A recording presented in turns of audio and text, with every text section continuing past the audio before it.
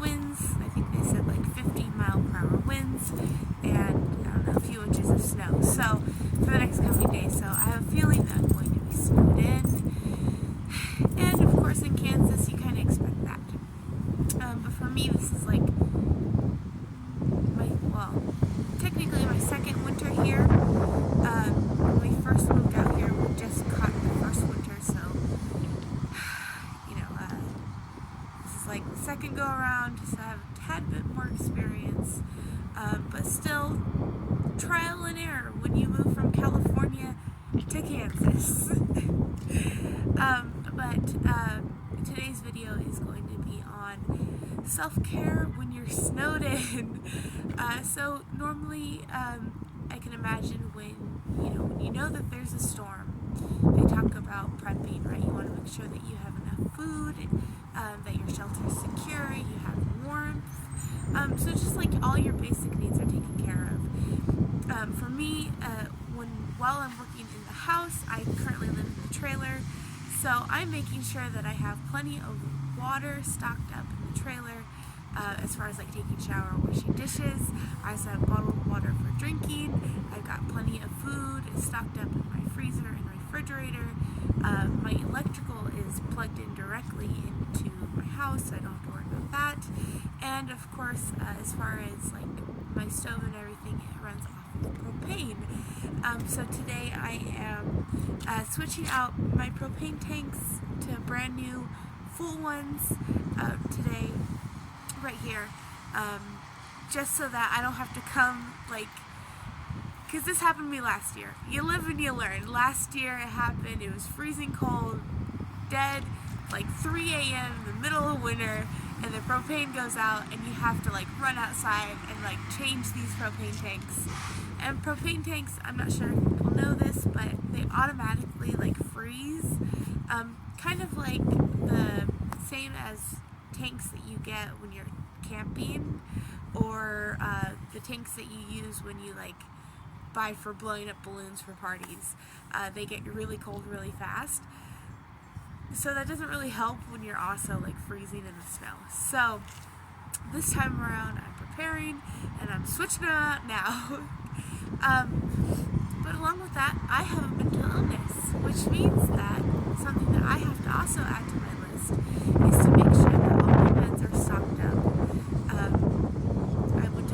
I went to Dillon's, which is our local grocery store, and I stocked up on all my medications. So I've got brand new bottles of everything, and all my current doctor's appointments for the next week are mostly video visits or phone visits, so that way if I do get snowed in, I can still touch base with all my support.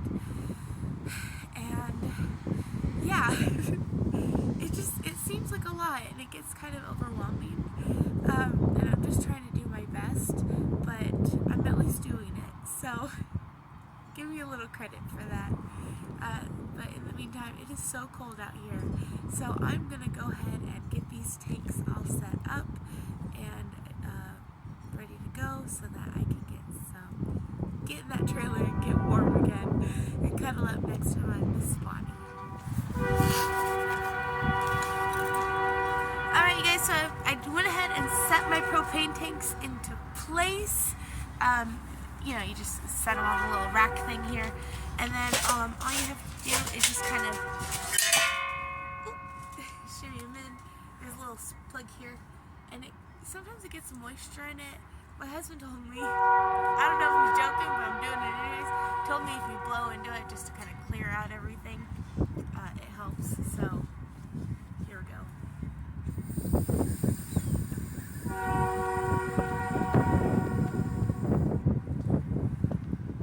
Blow. Don't suck.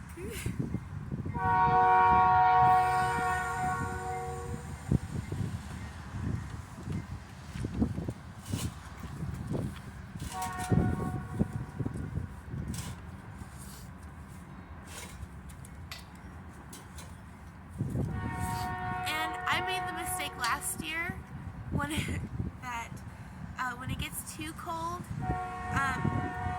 these things here, I don't know what you call them, the hoses, the rubber When it gets too cold, those hoses freeze. So if you're trying to replace the tanks, you have to be very careful because you can move them around too much and they will crack on you. So then you obviously, your gas just kind of spills out and it gets wasted. So be very, very careful.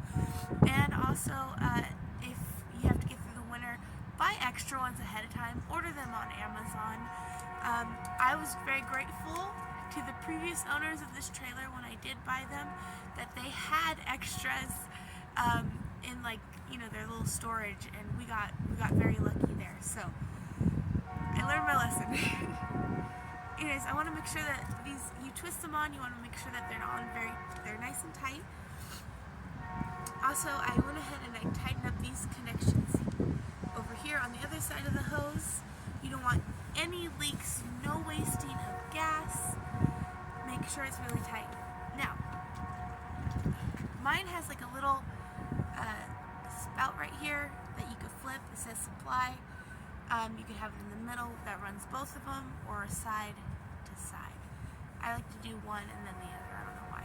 But so I'm gonna pick this one, and then what I do is I go ahead and I open it up. Once everything is secure, I open it up.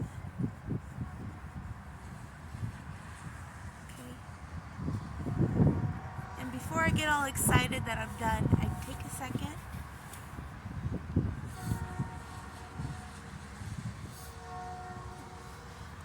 and I'm just gonna wait, clear out my nose, and I'm just gonna wait to see if I smell any gas while I'm out here. And I kind of wait if I smell any distinctness, and then I'll get close up to it. Because you could either smell it or you can hear it, especially when it's like raining. You know, the water on the hose and everything will kind of like bubble up. Just like if you're changing a tire on a bike, and if you get a flat, you can tell by it.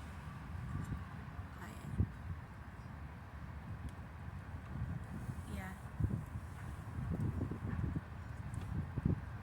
And I can hear it here. Somewhere here is bubbling.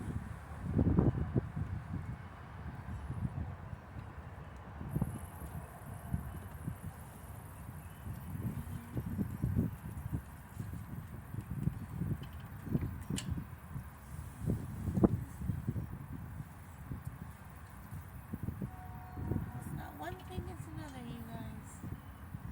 One thing is another.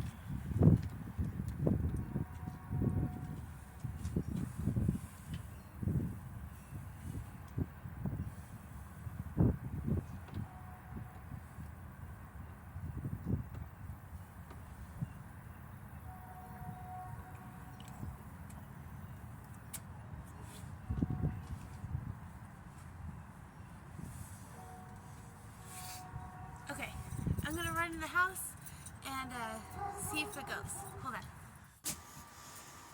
Okay, you guys, so I just finished hooking everything up outside, and the last step is just to run inside here, and I just grab my stove, and I go ahead and open up the propane, and take my little lighter, and light the flame, and that's how I check to make sure that the propane is running smoothly. Sometimes if it's like not working very well, you kind of know, right? If the pressure's not quite right, it'll burn like this. Even if it's on high, the flame will be too low, or it won't run at all. You'll kind of troubleshoot as you go, but I changed them, I made sure everything was tight, and it works great. So I'm good to go. Also, the propane also runs my water heater. So for hot showers and washing dishes. And so in my bathroom area, there's actually a little switch down here for the water heater, and I just click it on, and it has the red light to reset. And once it resets, if everything goes well, the light eventually just turns off, and that means it is all good to go.